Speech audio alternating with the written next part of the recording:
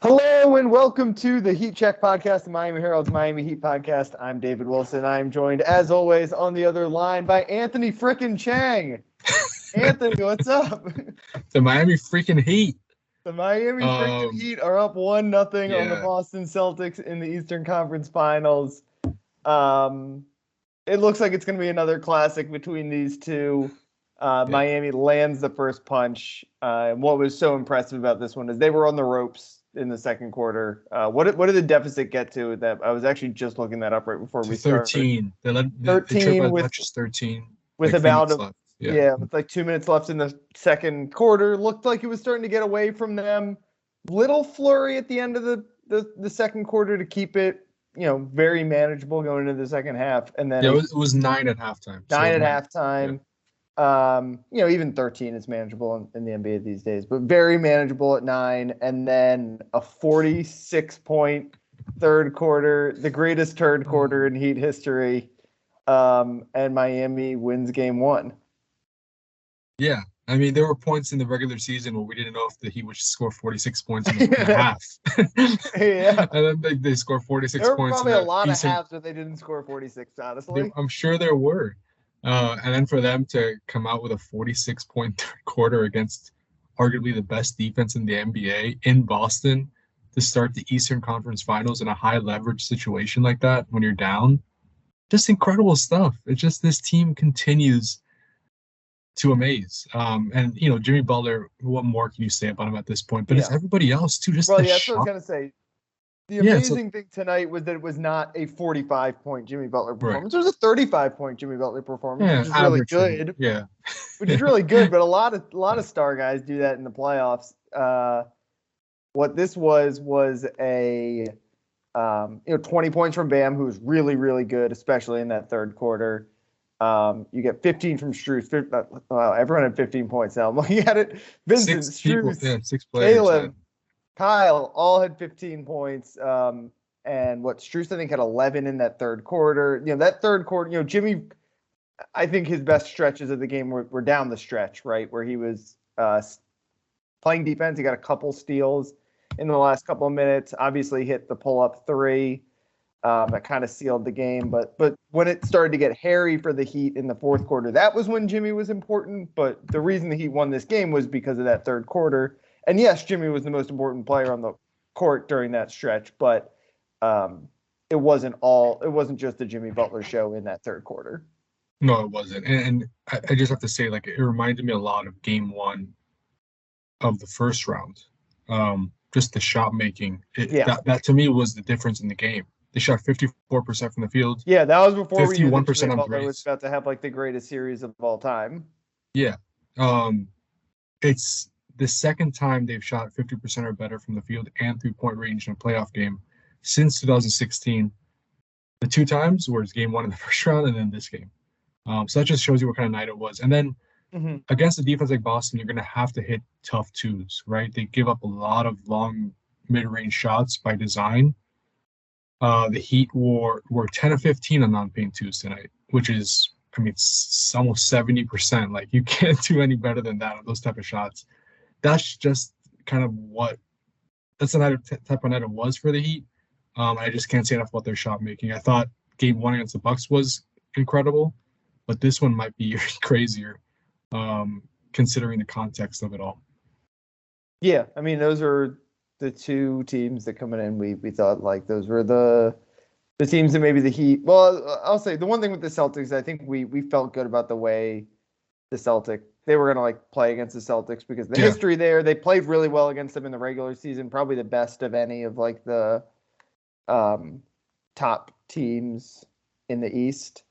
First game of the Eastern Conference Finals, Boston it was weird because Boston is obviously like the Heat in the a regular visitor to the Eastern Conference Finals. But I think they're weirdly kind of limping in more than the Heat were. I know they blew out the Sixers in game 7, but I don't think any Celtics fan felt great about the way that series went. Now, of course, they got this very favorable draw against the Heat where they're 97% favorites according to ESPN. What was that, BPI or something? ESPN analytics, I think. Yeah. Yeah, I don't know what formula that is that they use, but I mean, if they're um, using regular season numbers, of yeah, course, that's right? why Like, it is. They're using regular yeah, season numbers. Like yeah, I can't imagine the playoffs are very factored in. But you know, I think in Boston there had to be a feeling that maybe we're just going to step on the Heat. Like we were way better than them in the regular season. Jason Tatum's coming off a 50-point game. No matter how uninspiring he was has been at various points throughout these playoffs. And as you wrote in your headline, like it was a real statement win from the Heat. Not that I think they have like a lot to prove considering where they've gotten already, but it was like, I don't know if just stealing a game one on the road is enough to like say the Heat are the favorite now in this series. I don't know if they're in control of this series, but they made I felt like this was going to be a long series, and based off yeah, game one, I'd be shocked if it's not a 6 or yeah. 7 game series. I think that's kind of what it confirms, right? Like just Yeah. that. That's obviously Boston could come back and win the next two games and be up 2-1. I would not be shocked by that, but I think this kind of shows you it's probably going to be a long series.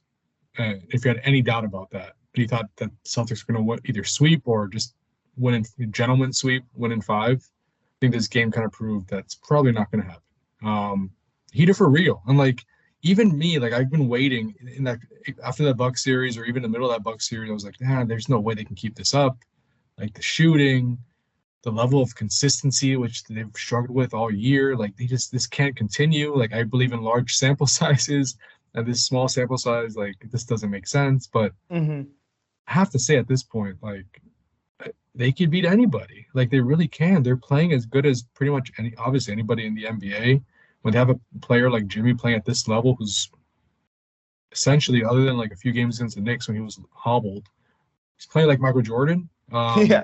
Like, and then other guys around him are making a bunch of shots, and they have a really good defense. We know that.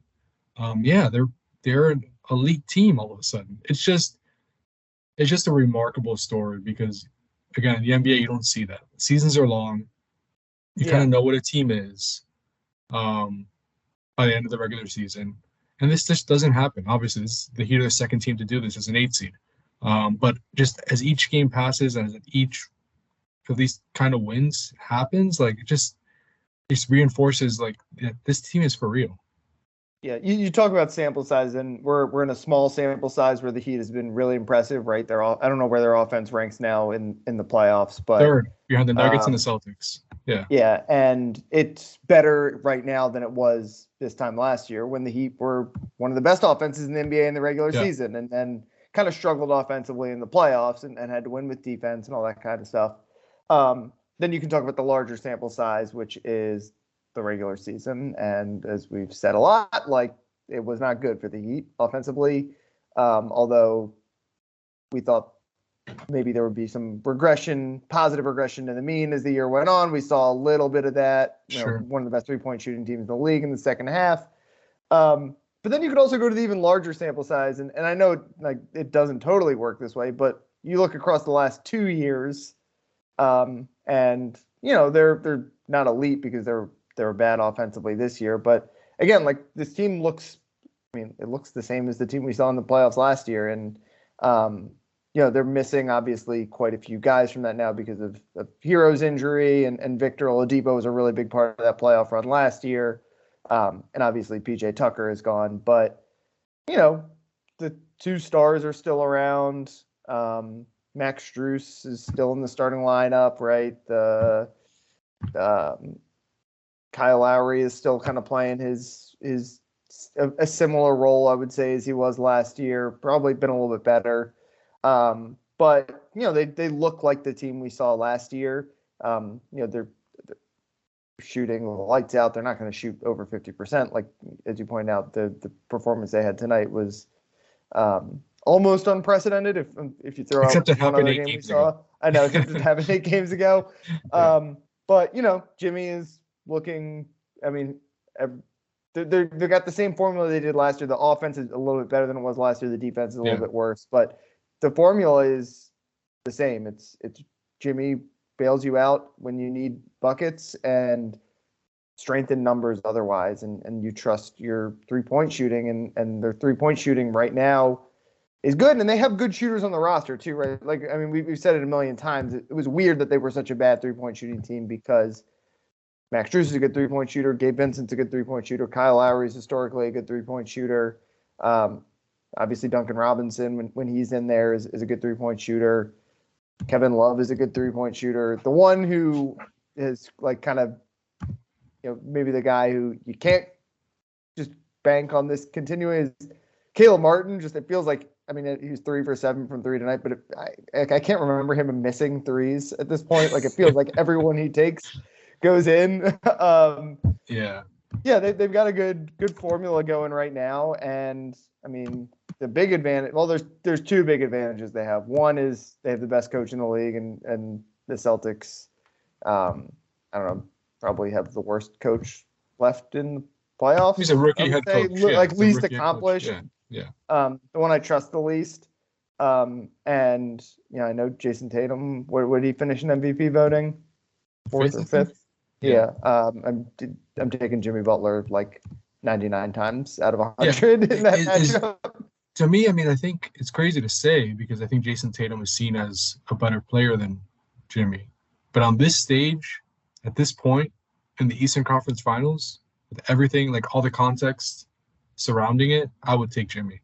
I don't think it's. And there will be 2 games in the series where Tatum is better than Jimmy because Sure. He'll have his game where he hits all of those pull-up threes and scores 38 points. And Jimmy, if a game gets out of hand, he's not gonna like. Jimmy picks his spots a little bit, right? He knows like I can't do this every night. I need to save my 40-point games for games we can win. We'll have a 19 or 22-point performance in there. So there'll be nights when Jason Tatum is the best guy on the floor, but this gets to a game 7 or a must-win game 6. Like there's no way you're taking anyone over Jimmy Butler. Yeah. I mean, I think one of the conversation points entering the series was Bam Adebayo and Jimmy versus Tatum and Brown, right? Who's the better trio? I mean, better duo. I think, I don't know if it's a controversial take or maybe I'm blinded by just covering this team, but I think it's Bam and Jimmy when you consider both ends, right? I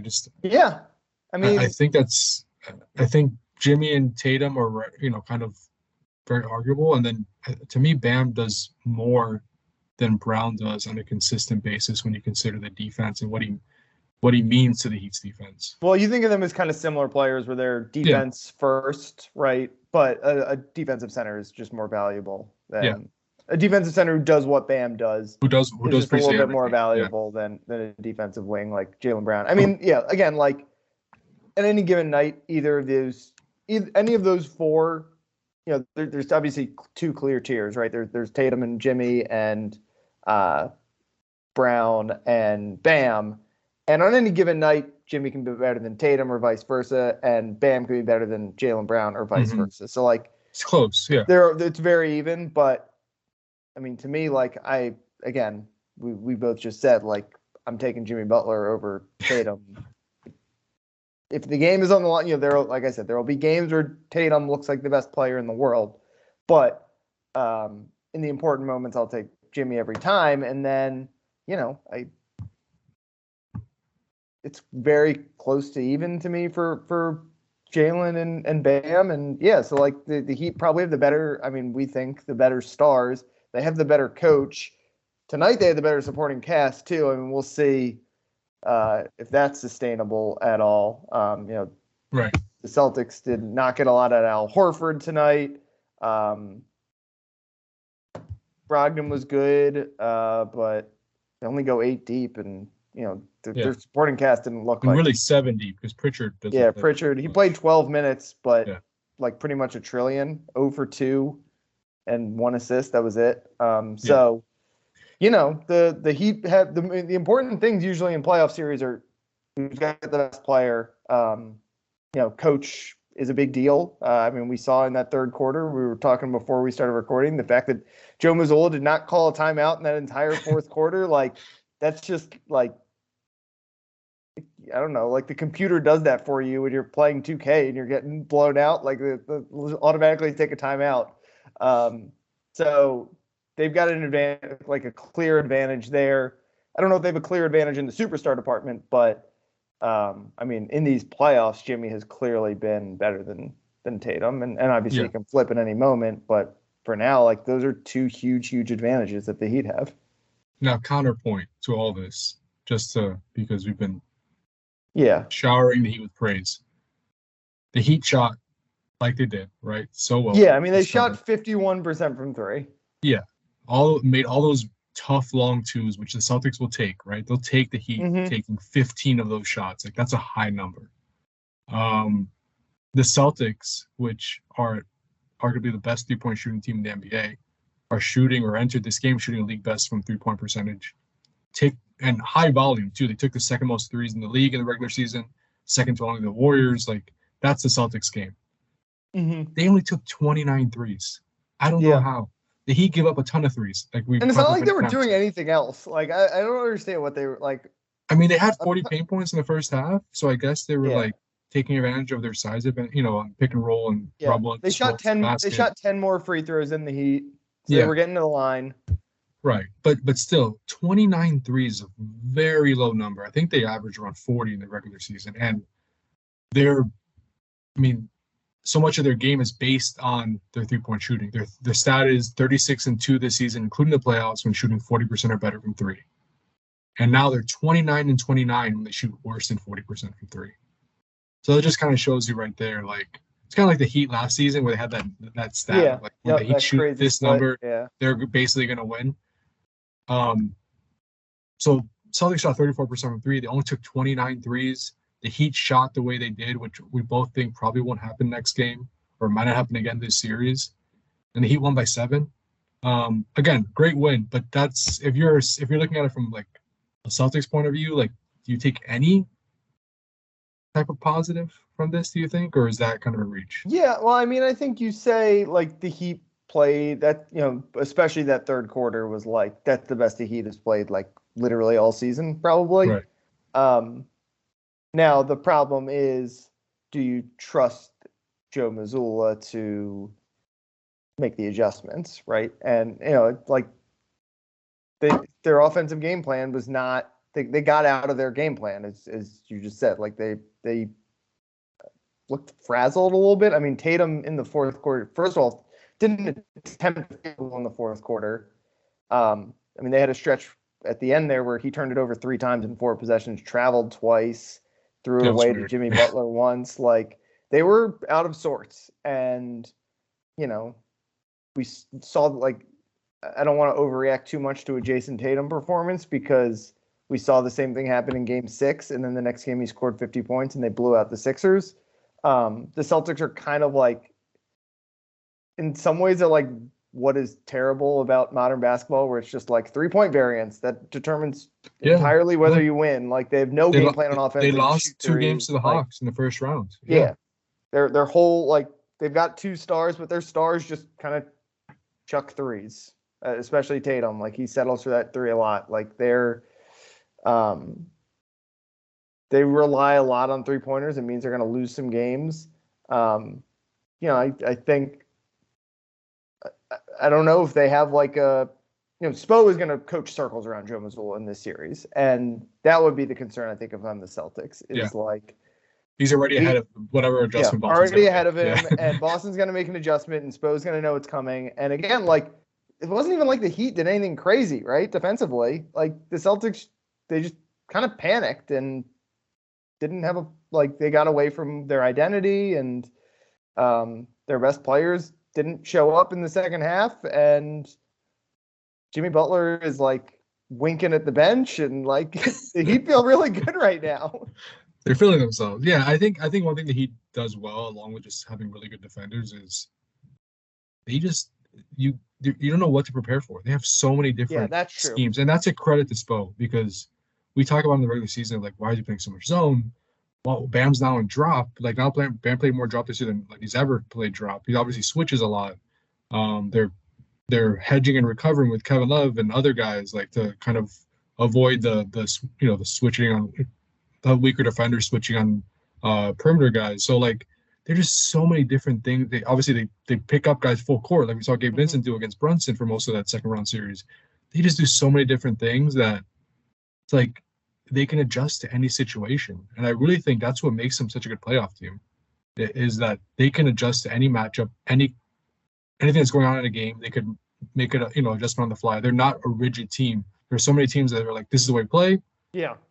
And this is it. Like, if it doesn't work, it doesn't work. But they have so many different ways they can go to. And I think that takes a little bit to get used to. I think you saw that with the Celtics today, of like in the second half that he kind of changed the way they were protecting the rim a little bit, and it slowed the Celtics. Like that adjustment, they really didn't have an answer for.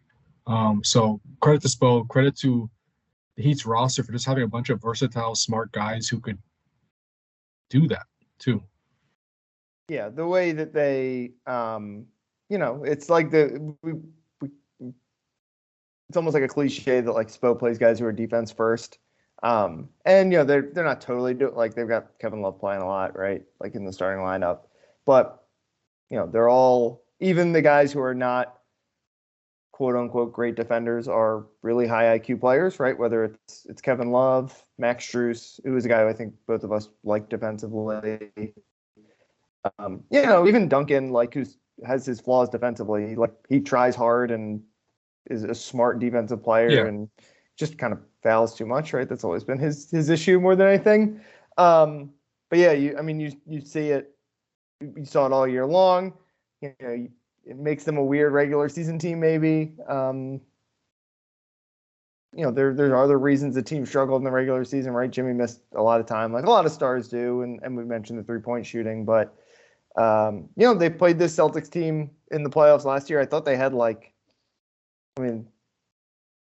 considering Jimmy was not, he was great obviously in that series, but he was not this Jimmy Butler last year. Like their game plan for them last year was incredible, and that was all defense, right? It was they forced so many turnovers in that series. Like that was everything. They didn't shoot the ball. They shot 30% from three in that series. It was the whole thing was like they basically exposed. That was like when all of a sudden everyone realized, Jaylen Brown can't really dribble. Like they totally a weakness that no one else took advantage of, even though it was kind of obvious. They just figured out how to take advantage of it. And, now they come back a year later. They faced this team in the playoffs last year. Like I said, they matched up really well with them in the regular season. And when you mentioned it, like with picking up Brunson full court, like they exposed a weakness in that Knicks team that they're way too reliant on Jalen Brunson. If you make him work for, he's playing 45 minutes a game in some of those games. Like if you make him work full court, like it changes everything. It's such a simple little adjustment, but just no one thinks to do it because, like you said, NBA teams are too rigid in their thoughts. They played zone anytime Randall and anytime the Knicks played we're playing without a star on the floor. They played zone because like RJ Barrett has to solve that. It becomes trickier. Like they're gonna have I'm just interested to see as this series goes on. That 3-point number, as you mentioned, they're a high volume 3-point shooting team. They only shot 29. Like that really stuck out. Like if the Heat can get, I don't know exactly what they did. I'm sure you'll write something about it tomorrow. I don't know what they did. I asked Bo about it after the game. I said they took only 29 threes. Like why? He's like I didn't realize they shot that few. I felt like they took a lot. I'm not ready to answer that question right now. I have to look at the film. I don't know why they only took 29 threes. Yeah, so like if they have couldn't even explain it. If they have something where they've figured out another weakness that a team has, they're gonna exploit it. I mean, like maybe it was an accident tonight, but like, Spo's gonna watch the film and see what happened and find things in it. He's a video guy through and through, right? And they do a better job of exploiting teams' weaknesses and stars' weaknesses than anyone. And I think we saw a little bit of that tonight, even if we can't totally explain why it happened. Yeah, maybe Spo can explain it, right? Some of it might have just been Boston, like you said, like kind of being frazzled by and them kind of going back to their bad habits that have popped up at times during the playoffs. But I would be surprised if they shoot that few threes again in this series. Like that is a very low number for them. But I was gonna say, like I heard a clip from Bill Simmons' podcast. Yeah, Tatum only took 3. Like it's just crazy. Yeah, it's just like his whole thing is he's tall and he can shoot jump shots. Like that's his whole game. And the Heat. That's like a 1-minute stretch for him. The Heat defense gives up a ton of threes. Like they're like get the second most threes in the league. They're built to like protect the rim and just kind of give you threes. It should play right into Boston's hands, but they took 29. I don't. Again, if you would have told, I think that was maybe the most surprising number of the entire game for me. I just did not expect that. Yeah. I thought they would shoot 40-something threes, and the game would be decided if they made them or not. Like I just think, but they just didn't take enough, And I think that was a huge factor in the game, because if they take 5 or 6 more threes and they make 2 or 3, all of a sudden that could be either closer or Boston could be winning. They could have won the game. So, yeah, I don't think Boston's going to win many games when they take 29 or fewer threes. But anyway, I was going to say, I listened to a clip from a Bill Simmons podcast recently, and to your point, he was saying, yeah, I should say I don't have a lot of Boston fans in my life, so a lot of my thoughts on Boston fans come from listening to Bill Simmons. Right. I haven't listened to Bill Simmons' podcast often. There's so many other things going on, but I heard a clip from it with him talking about the Heat, and he was saying like the Heat obviously are so well coached. Eric Spoelstra is the best coach in the NBA, and they find a weakness of a team, and they just continue to pick at it and pick at it and pick at it. And by the end of the series, it's like an axe wound, and that team is like it's just totally exposed. So I think tonight was an example of the start of that, and we'll see if it continues. All right, I'm going to put you on the spot. Do you think the Heat are going to win this series?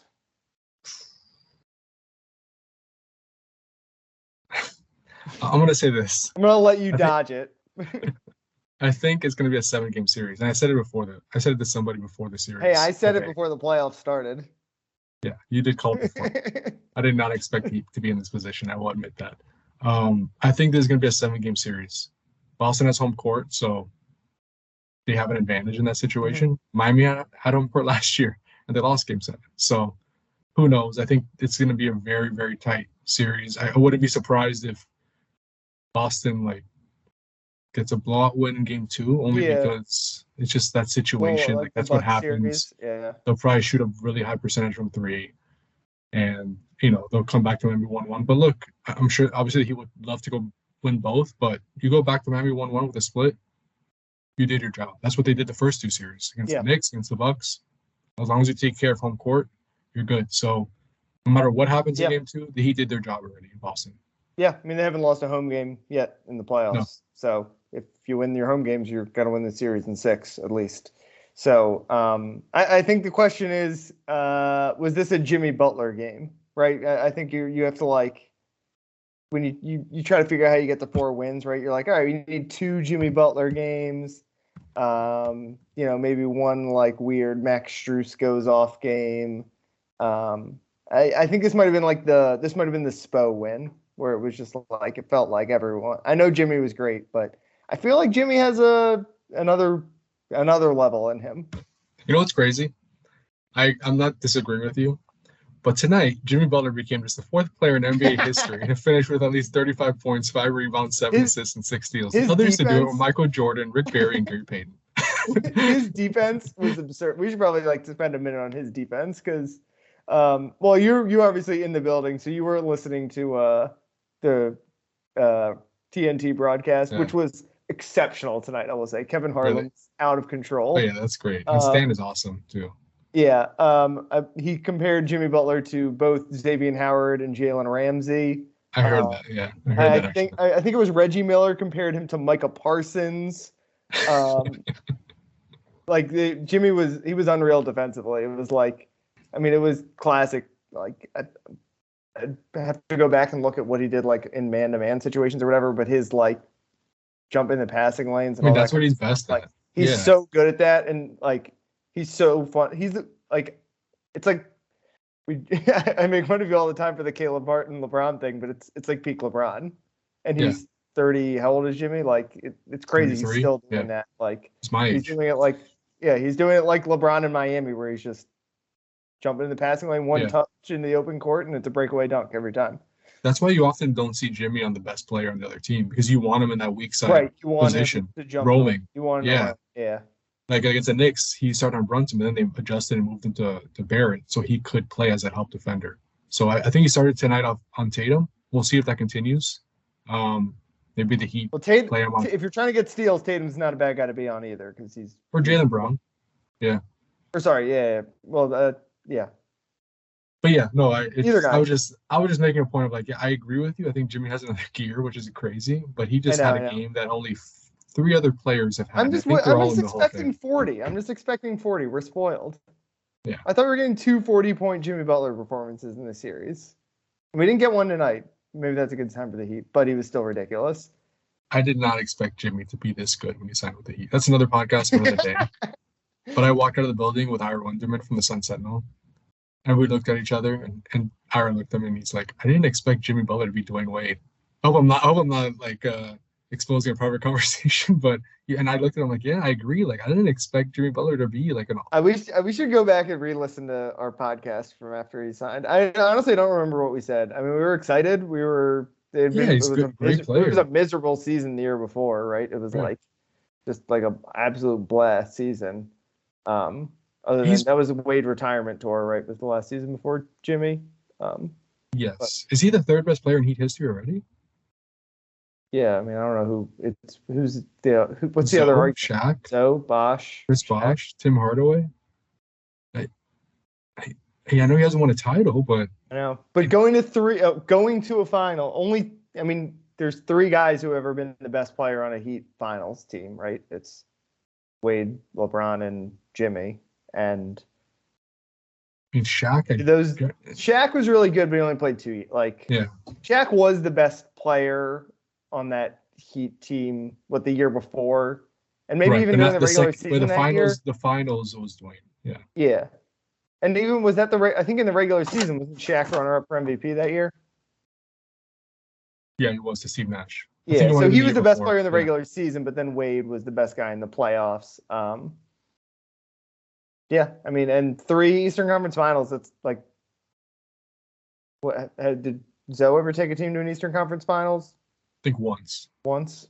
In like '97 or '96 against the Bulls. Against the Bulls. They might have won 1 game or got swept. I'm not sure, but yeah, he never went. He went to the finals in 2006 as a backup. As a role player for that 2016, but he wasn't.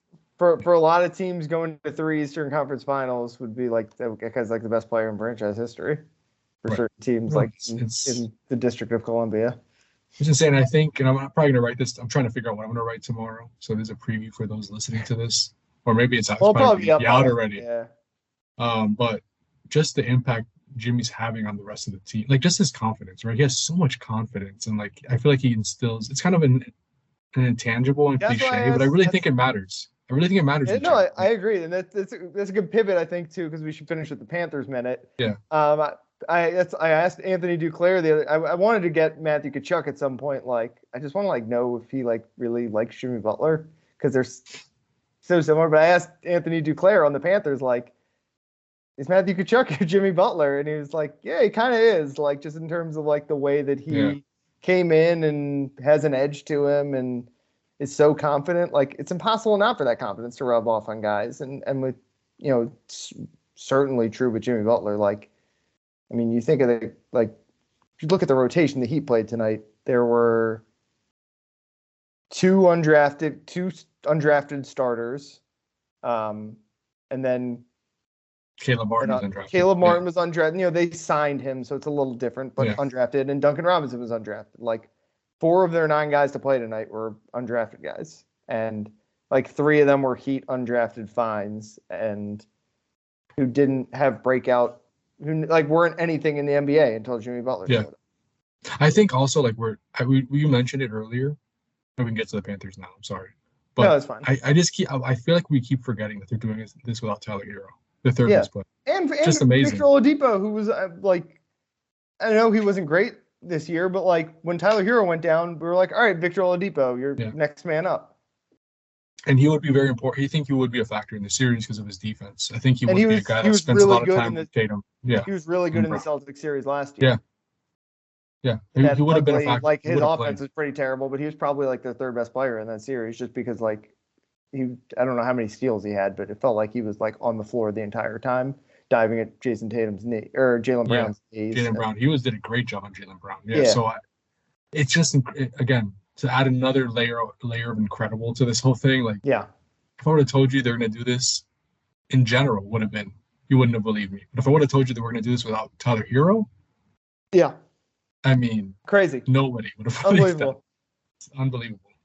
But yes, the Panthers, I know they haven't even started their series, but they entered that series with probably a better chance, at least according to Vegas, to win their series. Right. Yeah. Hockey is just a lot more Yeah. variance. You know, we combined to write a story this week about the parallel runs they're having, and the Heat are the second 8 seed ever to make the conference finals. The Panthers are the 5th since 2006. Like it's not super unusual. But yeah, I mean, I'm worried about the Hurricanes matchup for them. They're kind of like, it's hard to like look at a spot on Carolina, like just any statistic or place in the roster and be like, oh, the Heat or the Panthers are better than them there. Like they're just kind of a better version of the Panthers. But it's the NHL playoffs, and the same way you don't want to bet against Jimmy Butler, you don't want to bet against Matthew Tkachuk and Sergei Bobrovsky. It's fun times. I mean, again, even if this was expected to be fun, but the fact that both it was out of nowhere. Came out of nowhere. I'm seeing people tweet about how much they love this Heat team. I'm like, I want to see these people's tweets from 2 months ago. I'm not going to say any names. Well, nobody would know if I said the name anyway, but one of my best friends, he texted me like, it had been in March. And I'm going to tell him to listen to this because he's going to get upset. And he said, he just texted, I remember it was during a game. He's like, I hate this Heat team. And I said, and I didn't say anything, but, and now he's like, the Heat in 5, like they're going to win a championship. And I texted him, like, a month ago you hated this team. What's going on? You know, the thing I love about it is the Heat fans know this, right? They're like, they know it's ridiculous that they love this team because they all hated it and they deserve. I mean, they rightfully so. They hated this team. It was kind of a miserable regular season. It was one of the most. It was arguably the most frustrating season in Heat history, just because of the expectations, right, of what you thought this team could be, and the way they. I mean, how many times have we come on this podcast and we have like nothing to talk about? We're like, oh, yeah. They can't make threes again. They can't make threes. They lost to the Hornets by double digits. They lost to the Pistons by double digits. I don't know. This is not a good team. But yeah, this kind of shows you that you can't ever count a team out because some teams have switches, and this team apparently did. And because it has a player like Jimmy who I was going to say, you can't count a team out. I mean, it's interesting. Like the Lakers are different because they overhauled their roster so much in the middle of the regular season, but like, they're a 7 seed, but they have LeBron James. So like no one counted them out, right? I mean, people counted them out, but like no one really counted them out because like if LeBron's in the playoffs, he can beat anyone in a series. And like Jimmy's not LeBron, but he's in whatever that top 5, top 6, where it's like if you had that guy in your roster, I mean, if you have Jimmy Butler on your roster, we've seen it now for 4 years in Miami. You're a championship contender. I know they had the 1 year where they lost in the first round, but they lost to the eventual, and they got swept, whatever. It was the eventual champions they lost to. Like, for 3 out of 4 years, they've been either on the verge of the finals or in the finals. Like, they're a championship contender every year because of him. Yeah, I think that's kind of, he's proven that. Like, whenever he's that type of player. I didn't think he was that type of player, but he is that type of player. He's a number 1.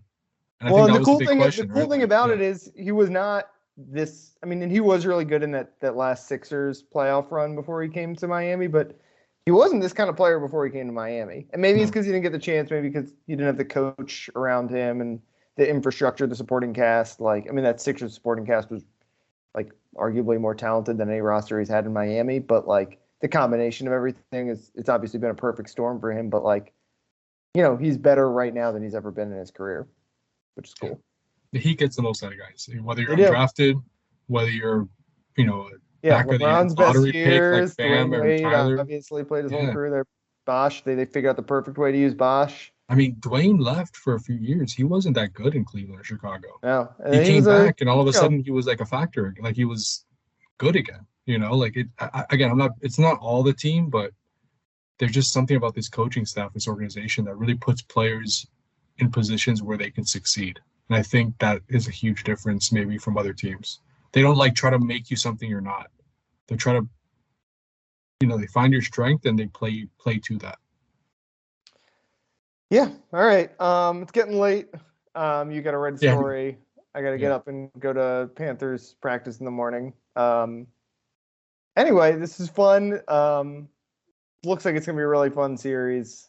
We're gonna have a lot to talk about for the next 2 weeks here. We could have 14 straight days of conference finals games in South Florida, which would be just insane.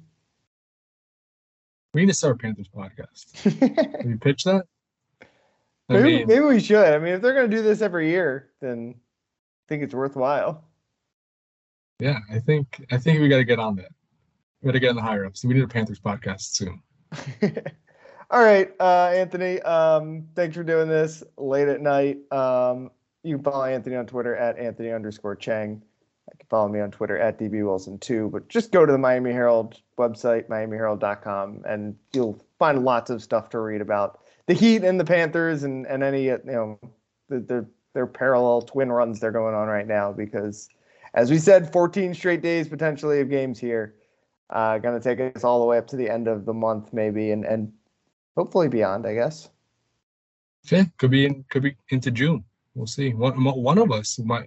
I would say. I was gonna say over under on. I think one of us will be covering games in June. Okay, over on So if you put the over under one or over on a half a team to get to the finals, I would take the over on that. Yeah, they're probably both underdogs. I wonder how. I mean, I'm not like a gambling fella, so can't do that in Florida. Illegal. I'm curious if the Heat are now favored in that series after tonight. They're probably not. I would guess not, but I would guess it's pretty close to 50-50 now. Yeah, it's much better. Yeah, it's not 3% like it was a few days ago. The Celtics are already favored by 10 points in game 2. So okay, wow. All right, that's a good place to leave it then. Thanks as always for listening, and we will talk to you guys next week.